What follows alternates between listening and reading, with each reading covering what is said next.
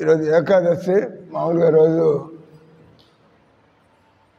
రోజుల్లో ఉదయం పూట భాగవతం క్లాస్ ఉంటుంది, సాయంత్రం పూట భగవద్గీత క్లాస్ ఉంటుంది. ఈరోజు ఏకాదశి. భాగవతుల జీవితం, భగవంతుడి గురించి, భక్తుల గురించి. ఆధునిక కాలంలో ప్రభుపాద ఏ విధంగా ప్రపంచం అంతా కూడా భగవద్గీతని, కృష్ణ భక్తిని, వాళ్ళ అలవాట్లు ఎలా మార్చాడు అంటే ఆయన ఎంత గొప్ప భాగవతుడు. అది కాబట్టి ఆయన జీవితం చదువుతూ ఉంటే ప్రభుపాద ఆయన ఏ విధంగా మనుషులతో, ఆయన దగ్గరికి వచ్చిన వాళ్ళతో ఏ విధంగా మాట్లాడుతూ వాళ్ళకి నేర్పిస్తూ వాళ్ళకి పూర్తి జ్ఞానాన్ని. ఈరోజు ఆ పుస్తకంలోంచి ఆయన జీవిత చరిత్ర గ్రంథంలోంచి 183వ పేజీ. ప్రభుపాద అంటున్నారు, ప్రభుపాద అంటే ఇస్కాన్ ఫౌండర్ ఆచార్య, సంస్థాపకులు. వినపడుతుందా?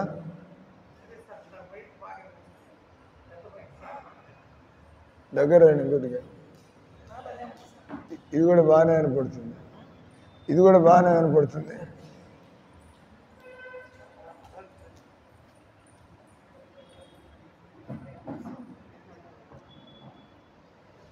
ప్రభుపాదుల వారు ఆయన చదువుతున్నారు, ఈ హరే కృష్ణ మీరు కొట్టకల వింటూ ఉండండి.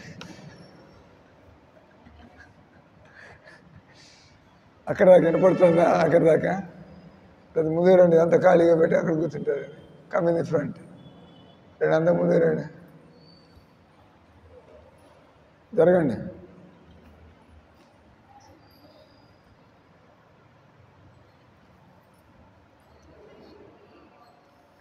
గొప్ప గొప్ప భక్తులు వచ్చినప్పుడు భాగవతులు వాళ్ళు భగవంతుడు వాళ్ళకి ఇచ్చినటువంటి శక్తి, తెలివితేటల వలన ఇటువంటి విషయాన్ని చాలా సులభం చేసి, ఇక్కడ మేము ఉన్న వాళ్ళంతా మేమంతా కూడా భక్తులు అవడానికి మాకు అర్హత ఏం లేదు.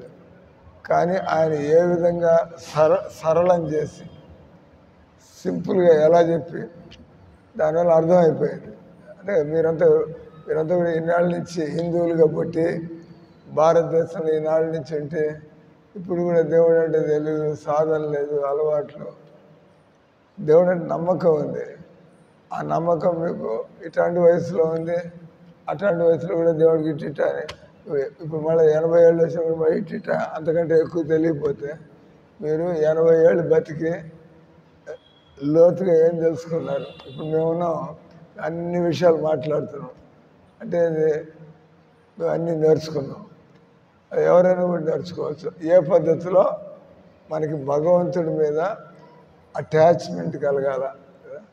మానవ జన్మ అంటే నమ్మకం మంచిదే, కానీ ఇంకా ఎవరిని నమ్ముకోవాలా? ఇప్పుడు మిమ్మల్ని అడుగుతా, మీ ఇంట్లో మీ పూజ స్థలంలో ఏముంది అంటే అన్నీ ఉన్నాయి సార్ అంటారు. మాకు తెలిసి మన అందరు వింటూ అన్నీ ఆ ఫోటో ఉంది సార్, ఈ ఫోటో ఉంది సార్, ఈ ఫోటో ఉంది సార్ చేస్తారా? మీరు రోజు బహుశా పూజ చేస్తూనే ఉంటారు, కానీ మీ హృదయంలో ఏమన్నా జ్ఞానం కలిగిందా? రోజు పూజ చేసే వాళ్ళలో ఏం మార్పులు రావాలా? మీరు రోజు మందు తీసుకుంటూ ఉంటారు, మెడిసిన్ రోగానికి చూసుకుంటారు, లేదా రోగం తగ్గిందా లేదో చూసుకుంటారు. అంటే గుడ్డిగా తింటూనే ఉంటారు, గుడ్డిగా తినరు కదా. అట్లా మెడిసిన్ తీసుకుంటుంటే 4 రోజులు వాడతారు, వాడు ఇంకేంది వాపు తగ్గలేదు, ఇంకా నొప్పి తగ్గలేదు, ఇంకా జ్వరం వస్తుంది, అది డాక్టర్ని మార్చాలా, మందు మార్చాలా, డాక్టర్ని మార్చాలా, మందు ఆలోచిస్తారు కదా. ఏదో తింటూ ఉండి రోగం ముదురుతుంటే ఎవడట్ట చేయడు. అదే రకంగా మనము ఇంట్లో పూజలు చేస్తూ ఇటు చక్కర్లు కొడుతూ మందిరాలకి, ఒకసారి ఎప్పుడైనా పొరపాటుని ఇక్కడికి వచ్చి ఇంకోసారి అక్కడికి పోయి అక్కడికి ఏదో మీరు ఏం కావాలో తెలియకుండా మిమ్మల్ని తిన్నగా అడిగితే ఏమమ్మా దేవుడు ఏమన్నా అర్థమైందంటే మీకే అర్థం కాకపోతే మీరు ఇట్లా మీ కూతుళ్ళకి మీ మనవరాడికి మీరేం చెబుతారు, మనకే తెలియకపోతే గాలికి వదిలేయడం. కాబట్టి జీవితంలో మనం నిజంగా నాకు చావు దగ్గర పడుతోంది, నాకు ముసలితనం వస్తుంది, నేను మళ్ళీ జన్మ లేకుండా పోవాలంటే నేను ఏం తెలుసుకోవాలా, నాకు ఈ సంసారం మీద అంతే కదా. చనిపోయేప్పుడు మీ ఆలోచనలు ఇక్కడ కోరికలే ఉంటే దేవుడు అట్లా జరుగుతాడు, మళ్ళీ ఇక్కడే పుట్టాల. కాబట్టి మానవ జీవితం ఒక అవకాశం. చనిపోయే లోపల మన మనస్సు దేవుడి మీదకి పోవాలా. ఆ దేవుడు అనగానే వాడేవాడు దేవుడు అంటే మన హిందువులకి ఒకటి కాదు. కాబట్టి ఎందుకు ఆ ఒక్క దేవుడు ఎవరు, ఎందుకు ఆయనే దేవుడు, ఎన్ని విషయాలు. అందుకే మరి పుస్తకాలు అక్కడ ఇక్కడేమి మా గురువు గారు కృష్ణ భక్తుడు, అందుకే మా అందరికి కృష్ణ భక్తి నేర్పించాడు. అట్లా కాదు, ఆయన చెబుతాడు ఎందుకు నేను గురువుని అంటే. మీరు అక్కడ పెన్సిల్ కొనిపోయారంటే ఎవరో ఒక ఏమంటారు వాళ్ళని, అక్కడ కూడా ఒక గురువు గారు ఆడ ఉంది కదా, అక్కడ పెన్సిల్ కొనలోక ఉంది. ఆమె అమ్మవారిని పూజిస్తుంది, మేము ఇక్కడ కృష్ణుడిని పూజిస్తున్నాం, వాడవాడు శివుడిని పూజిస్తున్నాడు. ఉన్నారు కదా రకరకాలు కదా, ఉన్నారు లేదు రకరకాల సంస్థలు. మీకు మతి పని చేస్తుంటే అసలు ఏది విషయం ఏది, ఇస్కాన్ వాళ్ళు కృష్ణుడు అంటారు, వాళ్ళు శివుడు అంటారు, వాళ్ళు అమ్మవారు అంటారు.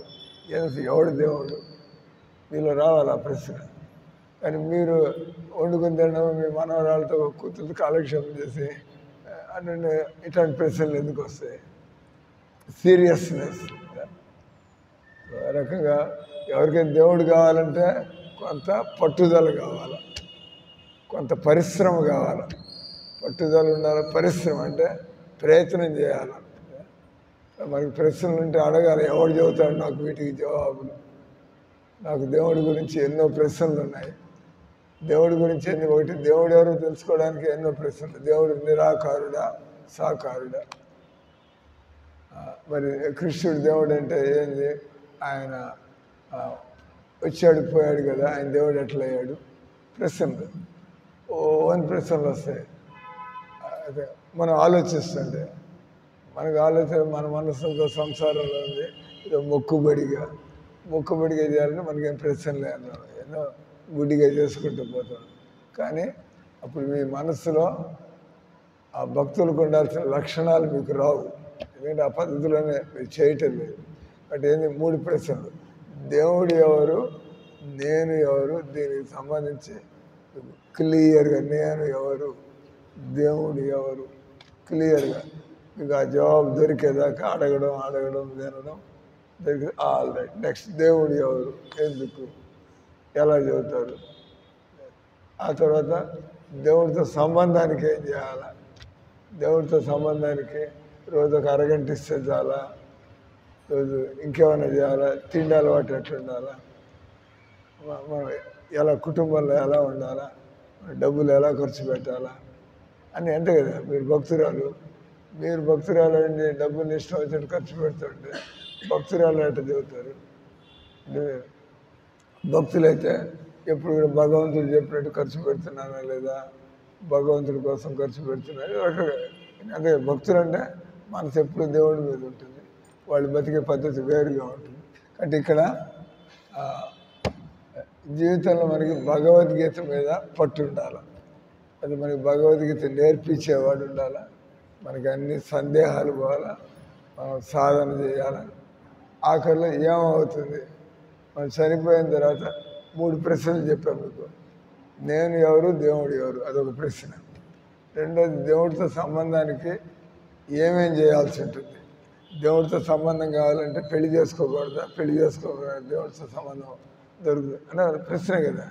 చాలామంది మఠాలకు పోయి లేదా సన్యాసులు అయిపోయి ఆడవాళ్ళు పెళ్లి చేసుకుని ఇంట్లో ఉంటే దేవుడిని పొందలేరా ప్రశ్న. ఎన్ని రావాలి మీకు? అంటే మందిరంలో ఉండే స్వాములైనా దేవుడిని పొందేది, మనలాంటి వాళ్ళకి ఏం గతి లేదా, మనం పనికి రావా? కానీ భగవద్గీతలో అట్లే లేదు. ఎక్కడ ఉన్న వాళ్ళు అక్కడ ఉండొచ్చు, కానీ విషయాలు నేర్చుకొని దాన్ని అభ్యసించాలి, అంటే అభ్యాసం చేయాలి. నేను మఠంలో ఉండి డబ్బు పిచ్చిలో బతుకుతూ ఉంటే, నేను మఠంలో ఉండి నేను కేవలం తిని కాలక్షేపం చేస్తుంటే అంటే నేను మఠంలో ఉండి బాగుపడుతుంది ఏం లేదు. మీరు ఇంట్లో ఉండి కానీ రోజు వచ్చేసి జాగ్రత్తగా ఇవి నేర్చుకుని అవన్నీ కూడా జీవితంలో మార్పులు చేర్పులు చేసుకుంటాం. మీరు సీరియస్గా ఉన్నారు. చూడడానికి నేను గొడ్లు వేసి కూర్చున్నా, నాకు చాలామంది గొడ్లు వేసుకుని వీడియోలు దాక్కుంటూ అడుక్కుంటూ తిరుగుతూ ఉంటారు. దానికంటే మీరు మేలు కదా, కనీసం సాయం మేము వాళ్ళకంటే బాగానే బతుకుతున్నాం. ఇట్లా చూడాల్సింది లక్షణాలు. ఎవరైనా భక్తుడు అని చెప్పుకోవాలంటే వాళ్ళ దగ్గర ఈ లక్షణాలన్నీ కనపడాలి. నేను ఇంజనీర్ అని చెప్పుకున్నా, డాక్టర్ అని చెప్పుకున్నా, మనకి ఆ లక్షణాలు ఉండాలి.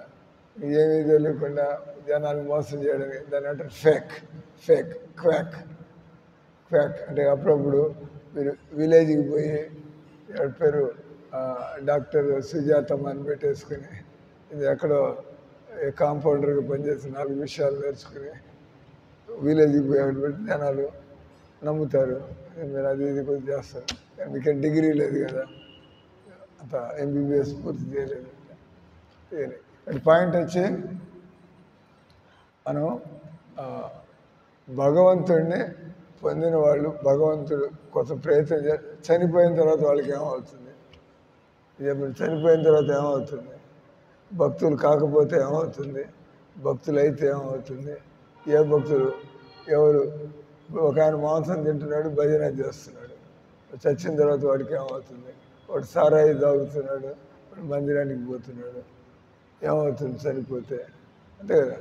ఒకళ్ళు ఈ సారాయి లేదు, మాంసాహారం లేదు, సిగరెట్ లేదు, కానీ రోజు పొద్దున సాయంత్రం మందిరానికి పోయి రకరకాలుగా బతుకుతున్నారు జనాలు. కరెక్ట్గా భక్తుడు అయినటువంటి వాడు గురువు దగ్గర నుంచి అన్నీ నేర్చుకోవాలి.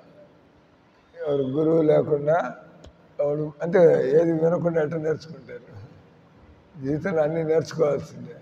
మీరు వంట నేర్చుకున్నారా లేదా, మీ అమ్మని చూసి మీ అమ్మమ్మని చూసి వాళ్ళ దగ్గర ఉండి నేర్చుకున్నారా, దేనికి ఏం చేయాలి. అదే రకంగా ఎవరికైనా ఈ సంసారం అంటే ముందు మీకు విసిగెత్తాలి. దేవుణ్ణి పొందాలంటే ఇంకా ఇది చాలు సార్ ఈ సంవత్సరం. ఇప్పుడు మీకు ఈ వయసు వచ్చేసింది, పిల్లలు కన్నారు, భార్య పిల్లలతో ఉన్నారు, ఇళ్లలో ఉన్నారు, అంతా ఇంక ఎవడు చావు వాడు ఎందుకంటే మీరు పోతుంటే ఎవరిని మిమ్మల్ని ఆపు చేయగలరా?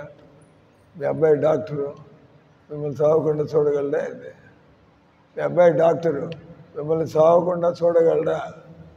ఇది మీ అబ్బాయి డాక్టర్ అయితే మీకు చావు రాదా? ఇది చెప్పండి. మీ అబ్బాయి డాక్టరు మీరు చావకుండా ఆయన మిమ్మల్ని కాపాడగలరా? అది మీ తలకాయ చెప్తాను మా అబ్బాయి అంటే. కాబట్టి దేవుడు అనే టాపిక్ అంత చిన్న టాపిక్ ఏం కాదు.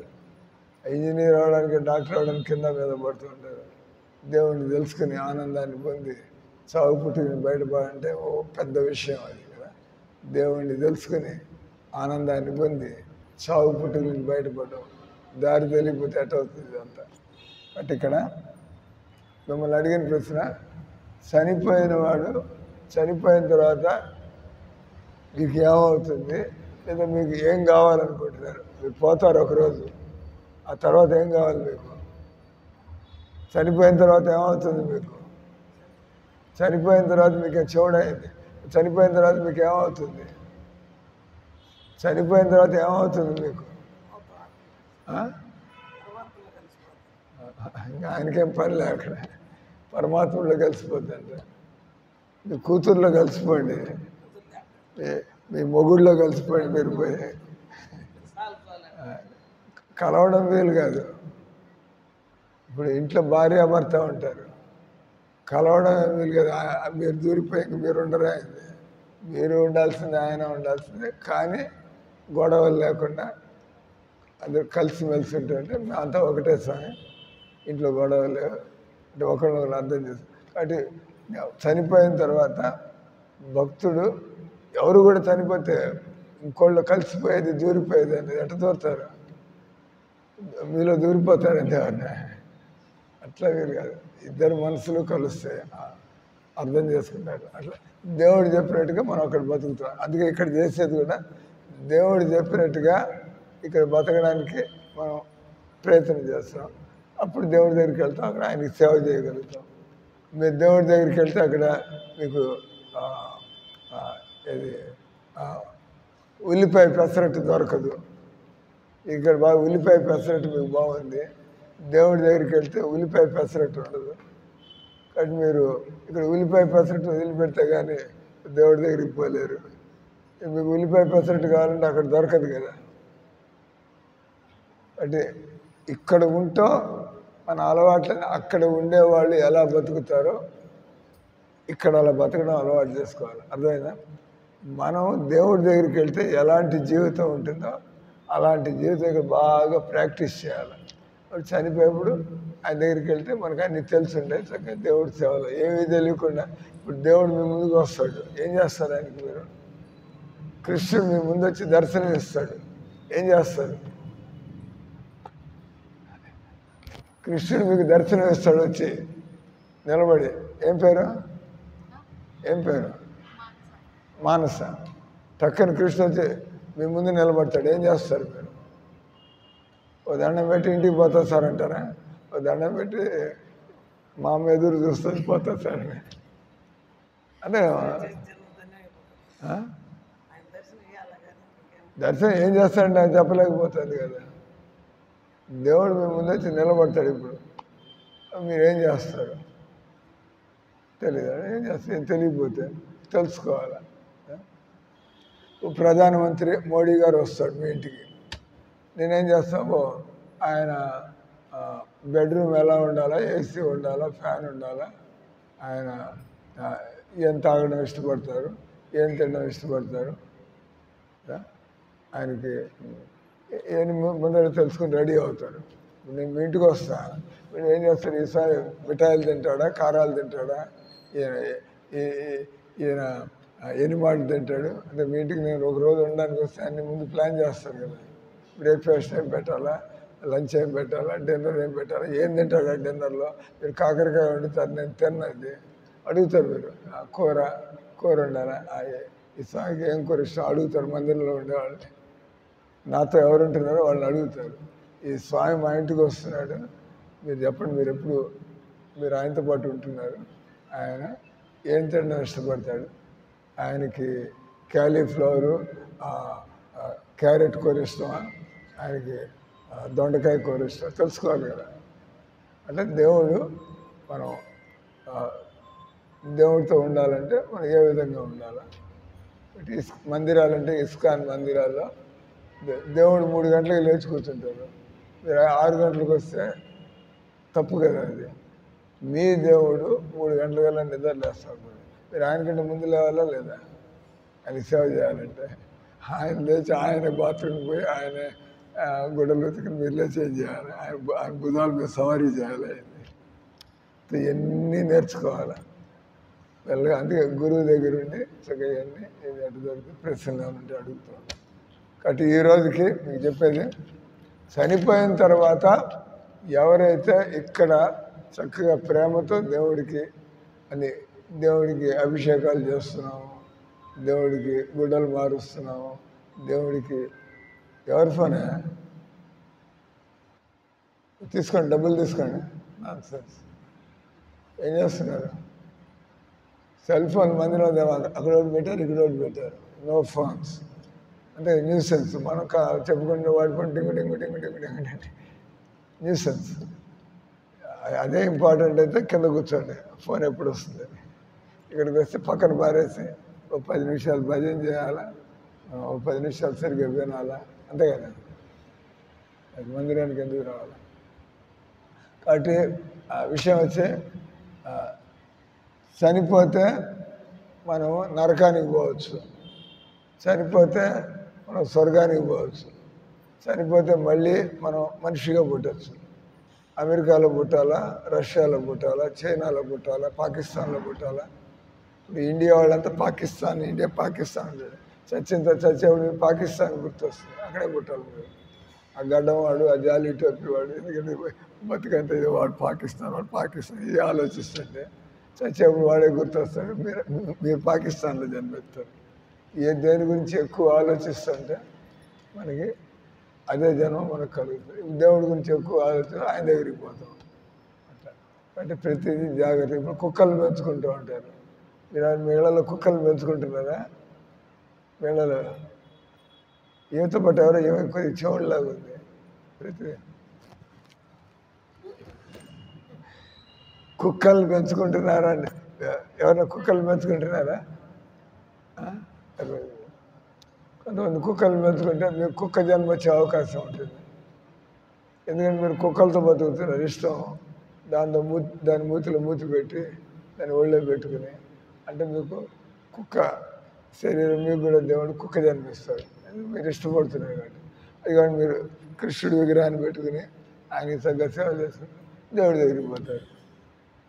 అంటే అన్నీ తెలిసి ఉండాలి మనకి.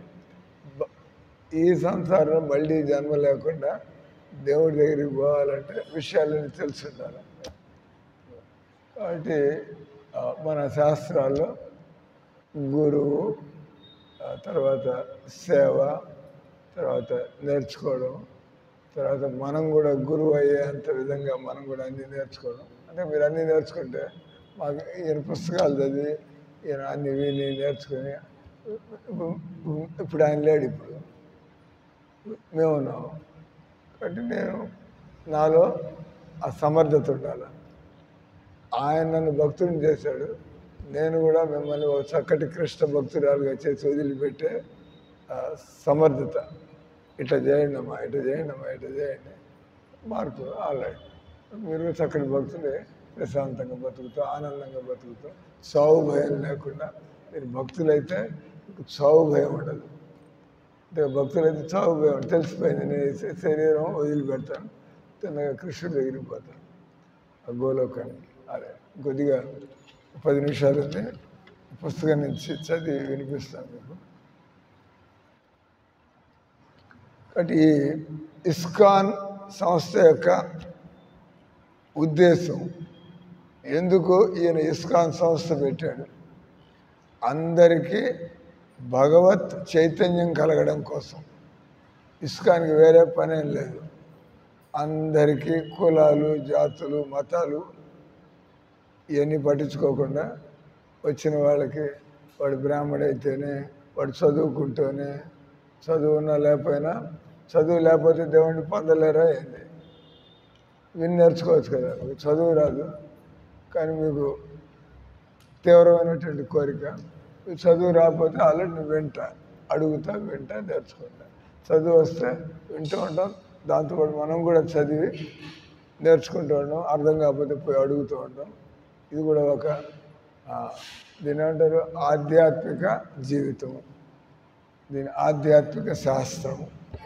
కాబట్టి ఇస్కాన్ యొక్క ఉద్దేశం దీన్ని ముఖ్యంగా భగవన్నామాల్ని మందిరంలో కానీ బయట కానీ మేము కానీ అందరం పెట్టుకుని ఉంటాం. ఇక్కడ ఎప్పుడు 24 గంటలు దగ్గర ఉంటుంది. ఖాళీగా ఉండకూడదు. ఇది ఖాళీగా ఉన్నాయంటే పాత ఆలోచనలు, పాత అలవాట్లు మళ్ళీ మిమ్మల్ని సతాయిస్తాయి. మనం పాత అలవాట్ల నుంచి బయటపడి మన ఆలోచన దేవుడి వైపు పోవాలా. దానికి అతి ముఖ్యమైనటువంటిది మందిరానికి పోవచ్చు, దండాలు పెట్టచ్చు, పూజలు చేయొచ్చు. వీటన్నిటికంటే కూడా ఇంపార్టెంట్ మీరు నామాన్ని జపం చేయాలి. అప్పుడు మీ మనసు నామాన్ని ఎవరైతే జపం చేస్తారో అది. అంటే ఇస్కాన్ యొక్క ముఖ్యమైన ఉద్దేశం బజార్లోకి పోయి భగవన్నామాన్ని కీర్తన చేసి జనాలకి వినిపించండి.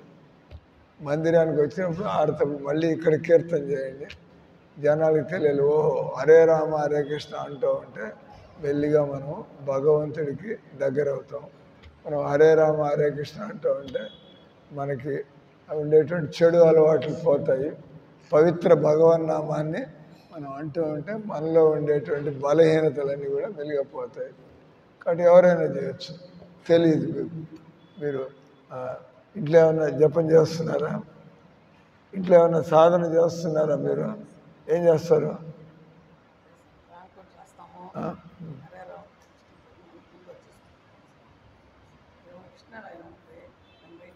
మరి రామకోట అంటారేంటి మరి? కృష్ణుడు కావాలా రాముడు కావాలా?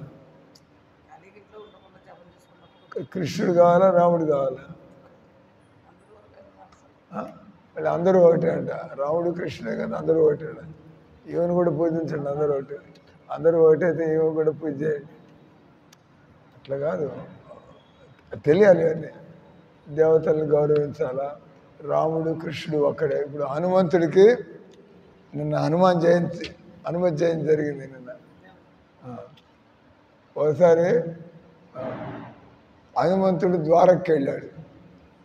హనుమంతుడు ద్వారకి వెళ్తే అక్కడ రుక్మిణి కృష్ణుడు కూర్చుని ఉన్నారు. ఆయనకి నాకు నా సీతారాముల దర్శనం కావాలి అంటే ఆయనకి అదే రాముడికి సేవ చేశాడు హనుమంతుడు. ఆయన ఇంకోళ్ళెవరిని చేయలేడు. ఆయన అంత అంటే బతుకంత ప్రతి నిమిషం రాముడికి అంకితం అయ్యాడు. ఇప్పుడు రాముడు ఉన్నాడా లేదా, కృష్ణుడు ఉన్నాడా లేదా ఎన్ని తెలుసు. ఇప్పుడు రాముడి దగ్గరికి పోవచ్చా, కృష్ణుడి దగ్గరికి పోవచ్చా? ఇద్దరు ఉన్నారా చెప్పండి. ఏంది ఇద్దరు ఉన్నారా? ఏమైంది అక్కడ? రాముడు వచ్చి అడిపోయాడు, కృష్ణుడు వచ్చి అడిపోయాడు. మీరు పోతే ఎక్కడికి పోవాలా? తెలియదు. ఇవన్నీ చక్కగా నేర్చుకుంటూ ఉండాలా, అడగాలి. ఇప్పుడు మీ తలకాయలో ప్రశ్నలు పెడుతున్నాను నేను. ఇప్పుడు రామావతారం వచ్చింది, రాముడు కృష్ణుడు వీళ్ళిద్దరు ఎవరి నుంచి వచ్చారు? అది కూడా ఒక ప్రశ్న. ఇప్పుడు రాముడు కృష్ణుడు ఇద్దరు దేవుళ్ళు ఎట్టుంటారు సార్? ఒకటే అంటే రాముడి నుంచి కృష్ణుడు వచ్చాడా, కృష్ణుడి నుంచి రాముడు వచ్చాడా? ఏంది విషయం? ఏంది ప్రశ్నే కదా. దేవుడు ఒక్కడు. ఆయన త్రేతాయుగంలో రాముడిగా వచ్చాడు, ద్వాపరయుగంలో కృష్ణుడిగా వచ్చాడు. మరి ముందున్నది కృష్ణుడా, ముందున్నది రాముడా? ఎవరు? ఏంది ఏం చెబుతారు మీరు? ముందు రాముడు వచ్చాడు, కానీ మొదటి నుంచి ఉన్న దేవుడు ఆది పురుషుడు అంటారు.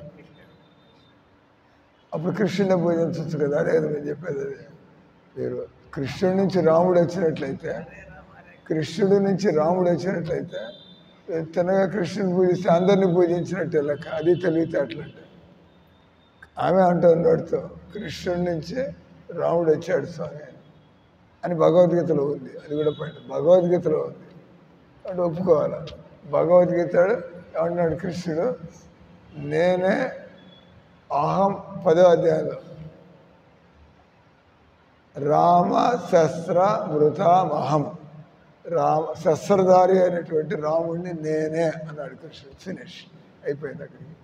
అట్లాగే మీరంటారు ఎవడో శివుడు, సుబ్రహ్మణ్య స్వామి, వినాయకుడు, భగవంతుడు ఆయన 10 అన్నాడు. అహం ఆదిరి దేవానాం. ఈ దేవతలందరికీ మూలం నేను, ఆది నేను. అహం ఆదిరి దేవానాం ఋషినాంచ సర్వస. ఈ ఋషులు మునులు అందరికి కూడా నేనే కారణం.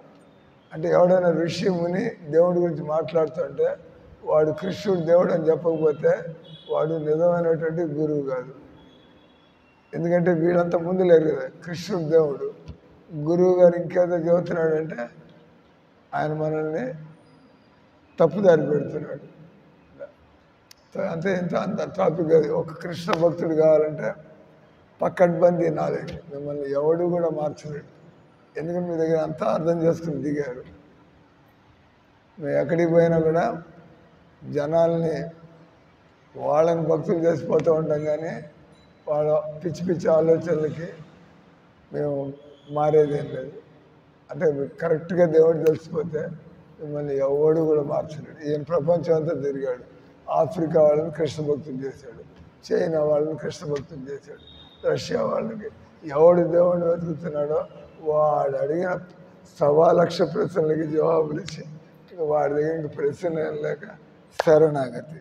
స్వామి మీరు అన్ని విధాల నాకు జ్ఞానాన్ని ఇచ్చారు, ఇంక నేను చేయాల్సింది సాధన చేయాలి. లెట్ మీ గో ఫార్వర్డ్, ముందుకెళ్తూ ఉండాలి. కాబట్టి ఇక్కడ మెయిన్గా కలికాలంలో మీరు అనుకోవచ్చు మనకి ఇంత టైము లేదు, ఇంత ఓపిక లేదు, ఇంత తెలివితేటలు లేవు, టైం లేదు, ఓపిక లేదు, తెలివితేటలు లేదు. ఈ విషయం చాలా లోతైనటువంటి విషయం. ఏం చేయాలి అదే ఇక్కడ అంటాడు. కాబట్టి ప్రభుపాద ఏం చెబుతున్నాడు, జనాల యొక్క పరిస్థితి చూసి వీళ్ళంతా కూడా మందబుద్ధులు, వీళ్ళంతా కూడా ఎక్కువ టైం వేయలేరు, ఎన్నో బాధ్యతలు. మీరు ఈ హరే కృష్ణ మంత్రాన్ని జపం చేయండి, మెల్లిగా అన్నీ తెలవడం ప్రారంభమవుతాయి. కలికాలంలో ఎవరైతే నామాన్ని నమ్ముకున్నారో, అది కూడా మీరు అంటారు రామ్ రామ్ రామ్ రామ్ రామ్ రామ్ అంటారు. నేను సీతారాం సీతారాం అంటారు. అంటే ఏమవుతుంది, సీతారాం అనే వాళ్ళకి ఏమవుతుంది, రామ్ రామ్ అనే వాళ్ళకి ఏమవుతుంది. రామ్ రామ్ అనేవాడు కొద్దిగా, కానీ రాముడికి ఎలా సేవ చేయాలో సీతమ్మకి తెలుసు. సీతారాం సీతారాం అంటే సరైన పద్ధతులు పోతున్నాడు. సీతాదేవి తన రాముడికి తెలుసు, తన భక్తులకి నేర్పిస్తుంది. కాబట్టి మీరు ఒంటరిగా రామనామం కృష్ణ కృష్ణ కృష్ణ అంటే పని కాదు. కృష్ణుడు అంటప్పుడు మాలాంటి వాళ్ళు పంపించాడు చెప్పడానికి, నాయన కృష్ణుడు దేవుడే, కానీ ఆ కృష్ణుడితో సంబంధానికి ఏం చేయాలో ఎవరు నేర్పిస్తారు నీకు? కృష్ణ కృష్ణ అంటే కూర్చుంటే దేవుడు మాలాంటి వాళ్ళ దగ్గరికి పంపిస్తూ ఓహో మంచిది, మీరు కృష్ణ భక్తి ఈ విధంగా చేయండి, ఈ విధంగా చేయండి. అంటే రాధాకృష్ణ మంత్రం ఉండాలి, సీతారాం మంత్రం ఉండాలి, లక్ష్మీనారాయణ మంత్రం ఉండాలి. మీరు లక్ష్మీనారాయణ మంత్రం అంటారు. ఆ చిన్నజేరు గారు ఉన్నారు కదా, ఆయన నమో నారాయణాయ నమః మంత్రం అంటూ ఉంటారు కదా, అది ఆ మంత్రం అంటుంటే ఏమవుతుంది, మీరు వైకుంఠానికి పోతారు. మీకు 4 చేతులు ఉంటాయి. మీరు వైకుంఠంలో అందరికి కూడా 4 చేతులు ఉంటాయి. దేవుడికి 4 చేతులు ఉంటాయి. అక్కడ ఉండే విష్ణు దూతలు అంటారు కదా, విష్ణు దూతలకి ఎన్ని చేతులు ఉంటాయి? వాళ్ళకు కూడా 4 ఉంటాయి. మీరు చూస్తుంటారు. మీరు బాలాజీ టెంపుల్కి వెళ్ళండి, ఇది అక్కడ బయట ద్వారపాలకులు ఉంటారు, జయ విజయులు. ఎన్ని చేతులు ఉంటాయి వాళ్ళకి గమనించారా? 4 ఉంటాయి. లోపల దేవుడికి 4 చేతులు, బయట ఉండే జయ విజయులకి వాళ్ళకి కూడా 4 చేతులు ఉంటాయి. గమనించండి. అవన్నీ మనం చక్కగా భగవద్గీత చదువుతూ ఉంటే మెల్లిగా తెలుస్తూ ఉంటాయి. ఆ మాత్రం పట్టుదల ఉండాలి. కాబట్టి ముఖ్యంగా చేయాల్సింది మీకు చెబుతున్నది, ముఖ్యంగా మెయిన్గా చేయాల్సింది మీరు ఈ కలికాలంలో హరే కృష్ణ హరే కృష్ణ కృష్ణ కృష్ణ హరే హరే హరే రామ రామ రామ హరే. ముఖ్యంగా ఉడుంపట్టులాగా పట్టుకుంటే మెల్లగా దేవుడి మీకు అన్నీ. ఆయన అంటున్నాడు, ఎవరైతే నా అనన్య చింతన చేస్తారో నేను ఏర్పాట్లు చేస్తాను. ఇంకా ఆయన మంత్రం అంటున్నారు మొండిగా, దేవుడి మళ్ళీ ఎవరో మాలాంటి భక్తుని పరిచయం చేస్తారు. ఇట్లా తినాలమ్మా, ఇట్లా చేయాలమ్మా డౌట్ అంటే మీరు మంత్రం అంటే దేవుడు మీకు అవకాశాలు కల్పిస్తూ ఉంటారు. మేము మంత్రం అంటూ ఉంటే చక్కగా మందిరంలోకి రాగలిగాము, మందిరంలోకి జీవితం గడుపుతున్నాం, తింటున్నాం, ఉంటున్నాం, భక్తి చేసుకున్నాం. అంత మంత్రం యొక్క మహిమ, భగవన్నామం యొక్క గొప్పతనం. కాబట్టి ముఖ్యంగా చేయాల్సినటువంటిది నామ సంకీర్తన. అందుకే మమ్మల్ని హరే రామ హరే కృష్ణ అంటారు. ఎక్కువ సమయం ఇప్పుడు నేను అంత ప్రవచనం ఇస్తా, గంట సేపు మాట్లాడుతున్నా మీతో, ఒక అరగంట సేపు. ఈ స్వామి మనకి ఏం చెప్పాడు, మంత్రం చేయమన్నాడు. చెప్పే కదా మీకు, స్వామి తన ప్రవచనంలో గట్టిగా మీరు ఈ హరే కృష్ణ మంత్రాన్ని, ఏదైతే రాధాకృష్ణ మంత్రం, ఆ మంత్రాన్ని అంటే మిగతా అర్థం చేసుకునే తెలివితేటలు, భక్తి చేసుకునే అవకాశాలు, తర్వాత మీలో ఉండేటువంటి బలహీనతలు పోయేట్టుగా దేవుడి కోసం మనం కొద్దిగా జీవితంలో మార్పులు చేర్పులు చేసుకోవాలి. మీరు రాత్రి 12 గంటలకు పండుకొని ఉదయాన్నే 6 గంటలకు లేస్తారు. కానీ భక్తులు కావాలంటే 10 గంటలకే పండుకోండి, 4 గంటలకి నిద్ర లేవండి.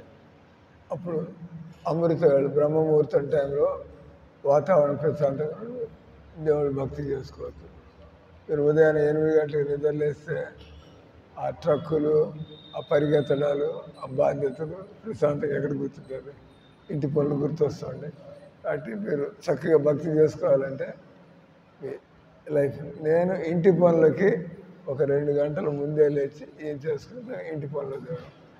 లేకపోతే ఇంటి పని చేయాలా, ఇది చేయాలా, ఆయనకి బ్రేక్ఫాస్ట్ చేయాలా, పిల్లల్ని స్నానం చేయించాలా, ఇది కూడా అనాలా, ఏది సరిగ్గా చేయలేదు. కాబట్టి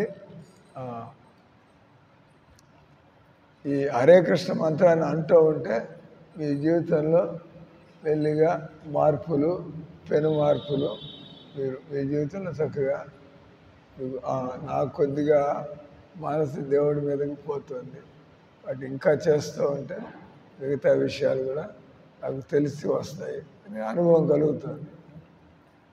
అందుకే మేము ఎదురు చూస్తూ ఉంటాం, ఎప్పుడు 3 అవుతుంది, 3:30 అవుతుంది, అలవాటైపోయింది. ఉదయాన్నే 3 టక్కని లేచి కూర్చొని చన్నీళ్ళతో స్నానం చేసి ఇక దేవుడికి అలవాటైపోయింది. ఎంతో మనసు ఎంతో ప్రశాంతంగా ఉంటుంది, చేసుకుంటూ పోతుంది. అంటే ఒకటి మెయిన్గా వచ్చి ఈ హరే కృష్ణ మహామంత్రాన్ని. ఆ తర్వాత మనం దేవుడికి ఎట్లా పూజ చేయాలా, ఎట్లా నైవేద్యం పెట్టాలా, మెల్లమెల్లగా అన్నీ వస్తాయి. ఎందుకంటే ఆయన చెబుతున్నాడు, ఎందుకు ఈ హరే కృష్ణ మహామంత్రం అంటే కృష్ణుడు స్వయంగానే, భగవంతుడే స్వయంగా 500 సంవత్సరాల క్రితం చైతన్య మహాప్రభు ఆ అవతారంలో వచ్చాడు. కృష్ణుడు 500 సంవత్సరాల క్రితం బెంగాల్లో ఆ విధంగా వచ్చాడు. వచ్చి ఆయన ఈ హరే కృష్ణ మంత్రాన్ని ప్రచారం చేశాడు. కాబట్టి అంటే ఆయన కూడా తెలిసి ఉండాలి. ఇప్పుడు మళ్ళీ కొత్త విషయం తెలుస్తుంది. భగవంతుడు ఈ రూపం, కలికాలంలో భగవంతుడు ఈ రూపంలో వచ్చాడు. ఇస్కాన్ మందిరాల్లో రాముడున్నా కృష్ణుడున్నా, దాంతోపాటు తప్పనిసరిగా కలియుగంలో భగవంతుడు. అందుకే మంత్రం చూడండి, 2 మంత్రాలు ఉన్నాయి అక్కడ. ఒకటి వచ్చి రాధాకృష్ణ మంత్రం, హరే కృష్ణ హరే కృష్ణ. ఇంకో అంటే మాకు తెలుసు కాబట్టి వచ్చిన వాళ్ళకి కనీసం ఏం నేర్పించాలి, కనీసం ఎన్నో ఉన్నాయి, కనీసం మీకు చెప్పి లైట్గా ఏమో ఈ కలికాలంలో దేవుడు ఈ రూపంలో వచ్చాడు, చైతన్య మహాప్రభు అనే పేరుతో వచ్చాడు. కాబట్టి మనం ఆయన తెలుసుకోవాలా, వాళ్ళ నామాన్ని కూడా ఉచ్చరించాలా. అది చెబుతాడు చైతన్య మహాప్రభు. ఈ కలియుగంలో జనాల్లో భగవంతుడి మీద మనసు పోదు. వాళ్ళకి చావు పుట్టుకల నుంచి బయటపడాలని కానీ, దివ్య ప్రేమ యొక్క ఆనందాన్ని పొందాలని వాళ్ళకి ఇటువంటి ఆలోచనలు రావు. దీన్ని ఏమంటారు, దుర్భాగ్యకరమైనటువంటి బద్ధ జీవితం అంటారు. వాళ్ళు పని మాత్రం గొడ్డులాగా రాత్రి పగళ్ళు కేవలం ఈ శరీర భోగాల కోసం. జనాలంతా పొద్దులేదు శరీరం కోసం, ఇడ్లీలు తినాలా, గుడ్డలు తుక్కోవాలా, ఆ టీవీలో మనకు నచ్చిన పాటలు వినాలా, నిద్రపోవాలా, డబ్బు వెనకాల పడి, అంత శరీరం కోసమే. ఎప్పుడు ప్లానింగ్ లేదు, నేను నా ఆత్మ కోసం ఏం చేసుకుంటాను. ఈ దుర్భాగ్యకరమైన విషయం ఈ కలియుగంలో. ఇంకొక నిమిషం అండి ఆఫ్ చేస్తాను. వాళ్ళంతా కూడా గొడ్లులాగా పనిచేస్తూ ఉంటారు. ఎందుకయ్యా అంటే తినడం పండుకోవడం, పిల్లలకు కూడా తినడం పండుకోవడం అలవాటు చేయడం. కానీ ఎవరైతే ఈ హరే కృష్ణ మహామంత్రాన్ని అంటూ ఉంటారో అది వాళ్ళ హృదయ కవాటాలను తెరుస్తుంట. మీ హృదయాన్ని తెరుస్తుంది భగవంతుడు. ఎవరైతే ఈ హరే కృష్ణ మంత్రం అంటూ ఉంటారో అటువంటి వాళ్ళు వాళ్ళ హృదయాన్ని తెరిచి లోపల చూసుకోవడం. మనంతా బయట చూస్తున్నాం, లోపల చూసుకోవడం. వాళ్ళలో ఆత్మస్పృహ కలుగుతుంది. నేను శరీరం కాదు, నేను ఈ శరీరంలో ఉంటున్న ఆత్మని అనేది మీకు అర్థమవుతుంది మంత్రం అంటూ ఉంటే. కాబట్టి మనుషులందరికీ ఈ హరే కృష్ణ మంత్రాన్ని అనేటువంటి అవకాశాన్ని ఇవ్వాలి. ఇస్కాన్ వాళ్ళ యొక్క మెయిన్ లక్ష్యం అందరికీ ఈ హరే కృష్ణ మంత్రాన్ని వినేటువంటి అవకాశం, అనేటువంటి అవకాశం ఇవ్వడం ఇస్కాన్ యొక్క ఉద్దేశం. మనం ఏకాంతంలోకి పోవక్కర్లేదు. మామూలుగా భగవంతుని పొందాలంటే వెనకటి కాలంలో అడవుల్లోకి వెళ్ళిపోవడం, హిమాలయాల్లోకి పోవడం, లేదా తీర్థక్షేత్రాలకు పోవడం, హరిద్వార్ పోవడం, కాశీ పోవడం. కానీ వీలు కాదు ఈ కలియుగంలో. అక్కడ పరిస్థితి బాగాలేదు. మీకుండేటువంటి బాధ్యత ఒప్పుకుంటారా? నేను వదిలేసి బృందావనం పోతా అంటే ఒప్పుకుంటారా? మిమ్మల్ని పనిస్తారా? వెనకాల కూడా వస్తూ ఉంటారు వాళ్ళు. అంతే కదా. మీరు ఎవరైనా ఇప్పుడు ఏ మందిరంలో చేరాలనుకుంటుంది, అందరూ మాకు ఇక్కడే ఉండి చేసుకోవచ్చు కదా చెబుతారు వాళ్ళు. చెబుతారు కదా. అక్కడ ఎందుకు పోవడం, అక్కడ ఏంది పరిస్థితి లేదు, మనకేం తెలుస్తుంది, మన ఇంట్లో మనం ఉంటాం. అంటే ఈ విధంగా మనకి అవకాశం లేకపోతే ఇంట్లో ఉండేది కానీ నేర్చుకోవాలి. మందిరానికి వచ్చి నేర్చుకోండి, ఇంట్లో ఉండి. ఎందుకంటే మనం మందిరంలో కూర్చుండే అవకాశం లేదు, లేదా మందిరంలో ఉండి అక్కడ నియమాలన్నీ పాటించేంత మనం రెడీగా లేము. టీ కాఫీ తాగుతారా? మందిరంలో దొరకదు, అది తలనొప్పి ప్రారంభమవుతుంది మీకు. కానీ ముందర ఇంట్లోనే కొద్దిగా అలవాటు మార్చుకుని వెళ్ళి అప్పుడు కావచ్చు. అట్లా హరే కృష్ణ హరే కృష్ణ కృష్ణ కృష్ణ హరే హరే, హరే రామ హరే రామ రామ రామ హరే హరే.